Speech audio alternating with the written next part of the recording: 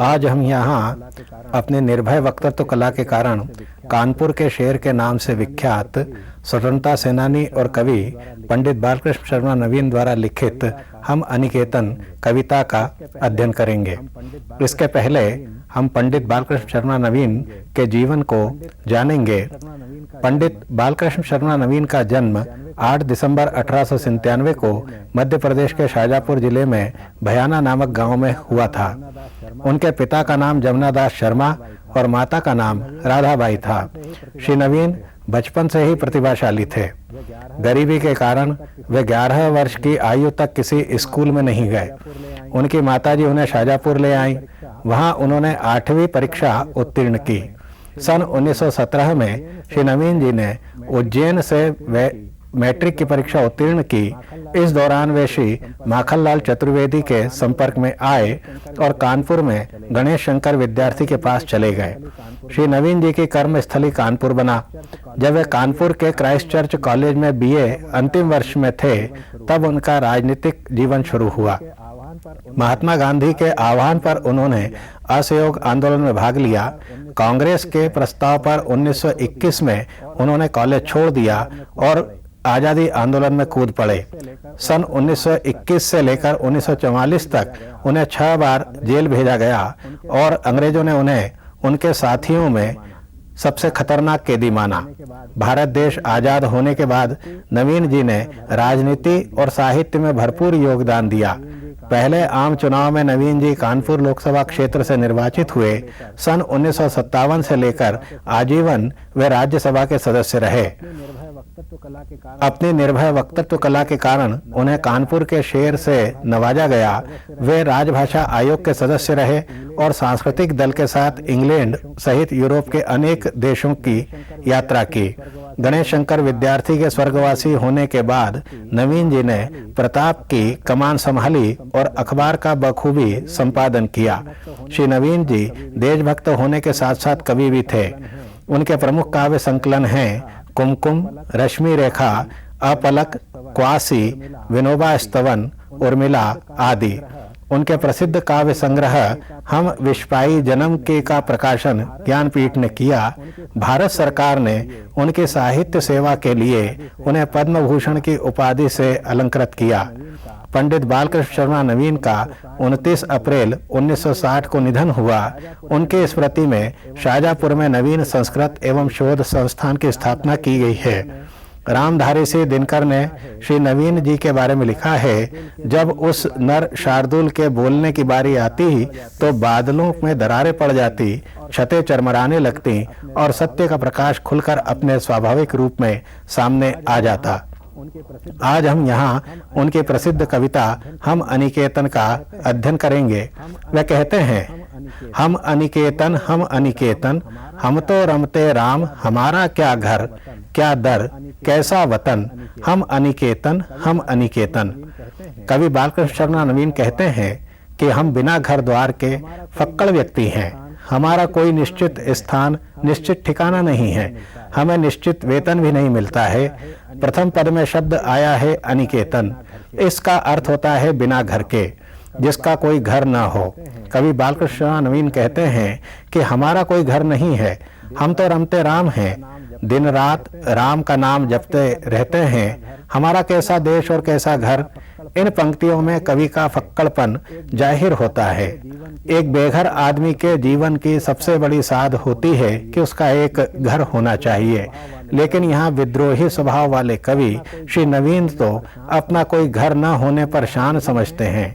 हम ग्रह विहीन हैं और ग्रह विहीन ही रहेंगे। अगली पंक्तियों में श्री नवीन जी फिर कहते हैं, अब तक यूं ही इतनी काटी, अब क्या सीखे नौ परिपाटी। अब तक इतनी उम्र ऐसे ही बीत गई है, थोड़ा सा जीवन और बचा है। अपनी परंपराओं को छोड़कर अब नए जमाने से क्या सीखें। इन परंपराओं में रखा ही क्या है। इन संवेदनाहीन परंपराओं में कुछ नहीं रखा है। जीवन अब तक फाकावस्ती में बीता है, अब कोई नई परंपराएं क्या सीखूं। आगे वे कहते हैं, कौन बनाए आज घरौंदा, हाथों चुन चुन कंकड़ माटी, ठाठ फकीराना है अपना, बाघंबर सोहे अपने तन, हम अनिकेतन हम अनिकेतन। श्री नवीन जी यहाँ पर कहते हैं कि अपने हाथों से कंकड़ मिट्टी को चुनकर आज अपना घरौंदा कौन बनाएगा। घरौंदे का मतलब यहाँ फिर घर से ही आशय है। अब हमें किसी प्रकार के घर की जरूरत नहीं है। इसका कारण बताते हुए कहते हैं, अपना ठाठ तो फकीराना है। जिस प्रकार एक फकीर मस्त होकर अपना जीवन बिताता है, उसी प्रकार नवीन जी भी फक्कड़पन में अपना जीवन बिता रहे हैं। उसी में उन्हें आनंद की प्राप्ति हो रही है। वे सामान्य वस्त्र भी नहीं पहनते, बल्कि कहते हैं कि अपने तन पर तो बाघंबर ही ठीक लगता है। बाघंबर यहाँ शाब्दिक आशय होगा उसका बाघ से निर्मित वस्त्र, लेकिन यहाँ जो हमें समझना चाहिए, इस बाघंबर से आशय लेना चाहिए, वह वास्तव में बहुत सामान्य से वस्त्र, यदि वस्त्र फटे भी हैं तो भी उनको शरीर पर धारण करना है, ऐसा श्री नवीन जी का विचार है। कोई तड़क भड़क वाले वस्त्र धारण नहीं करते हैं। मैं तो मुफलिसी में भी खुश रहता हूँ, ऐसा उनका मानना है। इसलिए फिर से दोहराते हैं कि हम तो अनिकेतन है, अपना कोई घरबार नहीं है। ऐसा भी नहीं है कि नवीन जी जय महल और झोपड़ों की परंपराओं को नहीं जानते। अगली पंक्ति में वे कहते हैं, देखे महल झोपड़े देखे, देखे हास विलास सब देखे, संग्रह के विग्रह सब देखे, जचे नहीं कुछ अपने लेखे, लालच लगा कभी पर ही में, मच न सका शोणित उद्वेलन, हम अनिकेतन हम अनिकेतन। नवीन जी ने महल और झोपड़े दोनों ही देख रखे हैं। उनमें खुशी, हास, विलास, धन संचय को देखा है। मुझे अपने जीवन में सारी चीजें निरर्थक लगती हैं, ऐसा नवीन जी का मानना है। जिन्होंने भी संग्रह कर रखा है, वास्तव में कहीं न कहीं उन्होंने मानव मर्यादा का उल्लंघन अवश्य किया है। दया, प्रेम, सहिष्णुता, उदारता आदि उच्च मानवीय मूल्यों का इनके जीवन में कोई स्थान नहीं है। जिन्होंने भी संग्रह किया है, समय आने पर उन्हें वह सब यहीं छोड़कर जाना पड़ा है। नवीन जी को संग्रह की वृत्ति कभी ठीक नहीं लगी।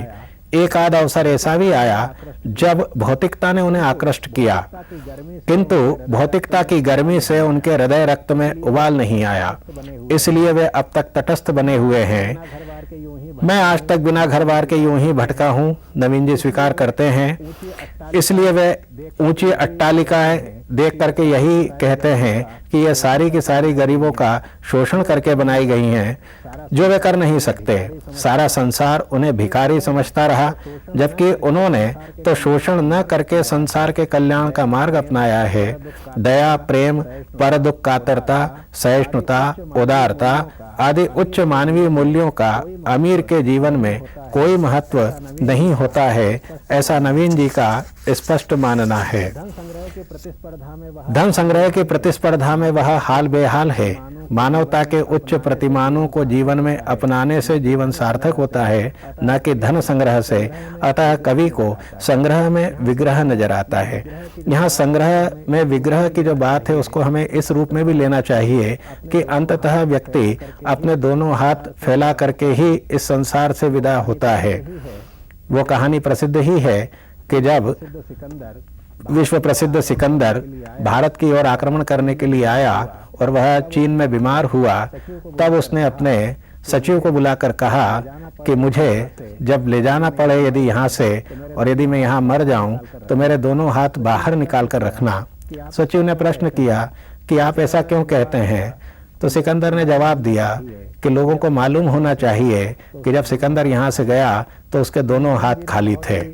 यहाँ नवीन जी ने बहुत ही ऊंची बात कही है कि संग्रह में विग्रह जितना इकट्ठा करते जाते हैं, वहाँ वहाँ विभाजन पैदा होता जाता है। और श्री नवीन जी विषमता का जीवन भर विरोध करते रहे, विद्रोह स्वरूप ही उन्होंने यहाँ पर इन पंक्तियों को लिखा है।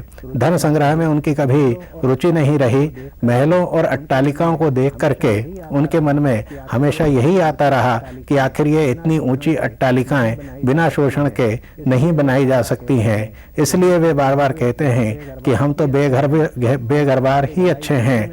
हमारी भलाई इसी में है कि हम मस्त मौला फकीर बन करके ही अपना जीवन बिताते रहें। आगे की पंक्तियों में नवीन जी कहते हैं, हम जो भटके अब तक दर दर, अब क्या खाक बनाएंगे घर, हमने देखा सदन बने हैं लोगों का अपनापन लेकर, हम क्यों सने ईंट गारे में बेमन, हम अनिकेतन हम अनिकेतन। इसका तात्पर्य यह है कि हम अभी तक इधर से उधर भटकते रहे हैं। अब उम्र के इस पड़ाव पर घर बसाने और बनाने की कोई इच्छा नहीं है। वे कहते हैं कि हमने घर बने हुए देखे हैं, ऊंची अट्टालिकाएं देखी हैं, वे गरीबों का शोषण करके बनाई गई हैं। हम अपने मन को अब ईंट और गारे से नहीं सानना चाहते, अर्थात अब जीवन कितना रह गया है जिसके लिए कोई घर बनाया जाए। हम तो अब बेघर हैं। कवि बालकृष्ण नवीन की मान्यता है कि संसार के सारे अमीर और उच्च वर्ग के लोग शोषण करके ऊंची अट्टालिकाएं बनाते हैं। इनके हृदय में गरीबों के लिए दया, सहिष्णुता, प्रेम, करुणा का भाव नहीं होता। गरीबों के प्रति अपनापन का अभाव इनमें होता है। कवि शर्मा कहते हैं कि महल एवं झोपड़ी दोनों में जाकर उन्होंने देखा है, निर्धनों की झोपड़ी में उन्हें सुख और सुकून की प्राप्ति हुई है। महलों में भौतिकता की सामग्रियों का संग्रह देखा है, महलों में उसे सुख संतोष का अभाव दिखाई दिया।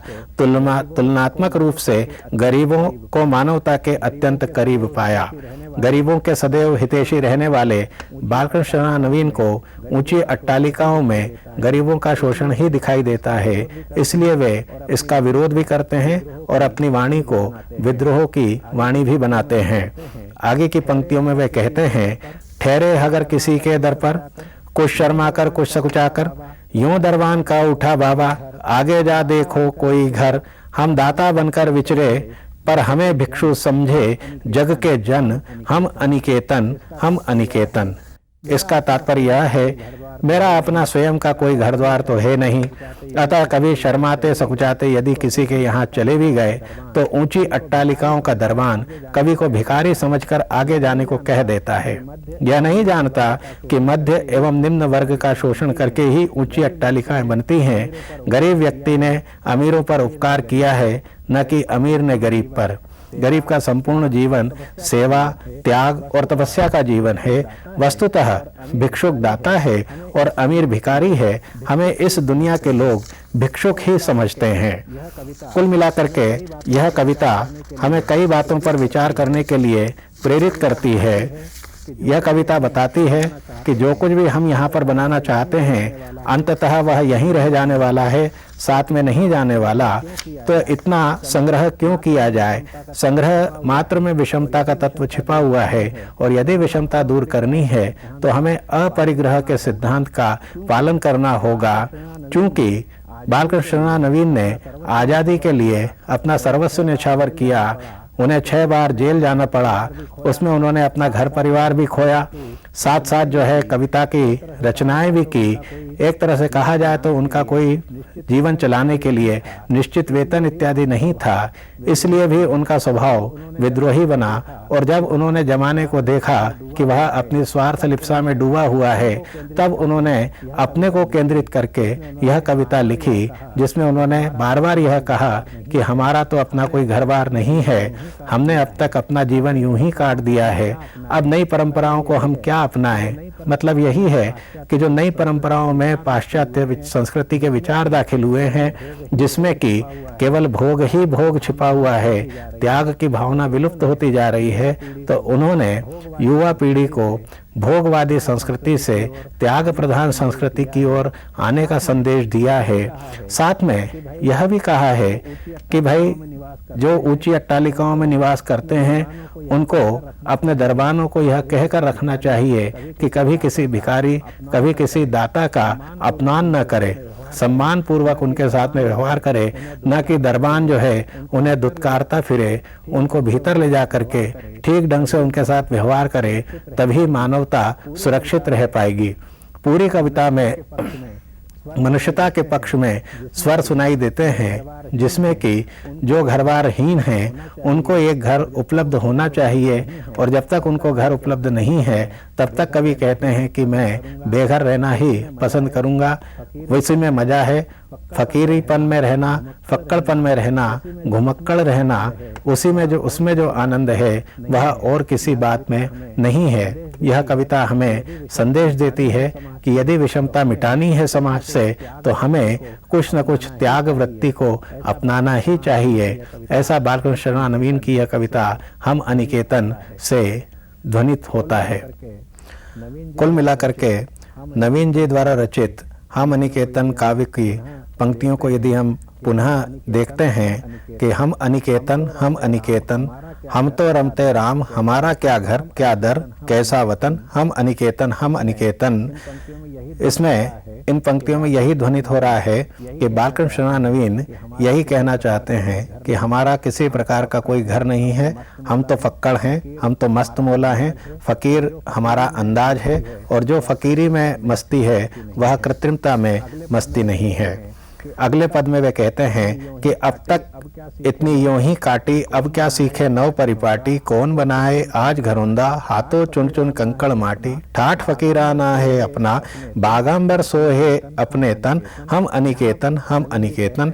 यहाँ नवीन जी कहते हैं कि अब इस उम्र में आकर के हम अपना घर क्या बनाएं, अपने तन पर तो बागंबर ही सोता है, बागंबर ही ठीक लगता है, तड़क भड़क के वस्त्र पहन करके अब हम क्या करेंगे, कंकड़ मिट्टी को चुन करके अब हम अपना एक घर क्यों बनाएं, मुफलिसी में ही हमें जो खुशी मिल रही है उसे हम अमीरी में जाकर के गंवाना नहीं चाहते। यहीं पर तीसरे पद में श्री नवीन जी कहते हैं, देखे महल झोपड़े देखे हास विलास सब देखे, संग्रह के विग्रह सब देखे, जचे नहीं कुछ अपने लेखे, लालच लगा कभी पर ही में, मच न सका शोड़ित उद्वेलन, हम अनिकेतन। यहाँ नवीन जी वास्तव में मनुष्यता के धरातल पर उतर कर कहते हैं कि वे कोई बहुत आदर्शवादी नहीं है। उनके हृदय में भी कभी इस बात की प्यास जगी थी कि भौतिकता को अपनाना चाहिए, लेकिन वो क्षणिक थी।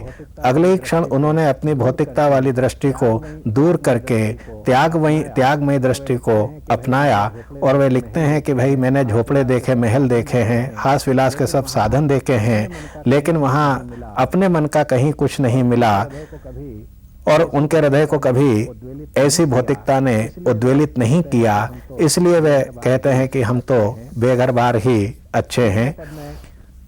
तीसरे पद में कहते हैं, हम जो भटके अब तक दर दर, अब क्या खाक बनाएंगे घर, हमने देखा सदन बने हैं लोगों का अपनापन लेकर, हम क्यों सने ईंट गारे में बेमन, हम अनिकेतन।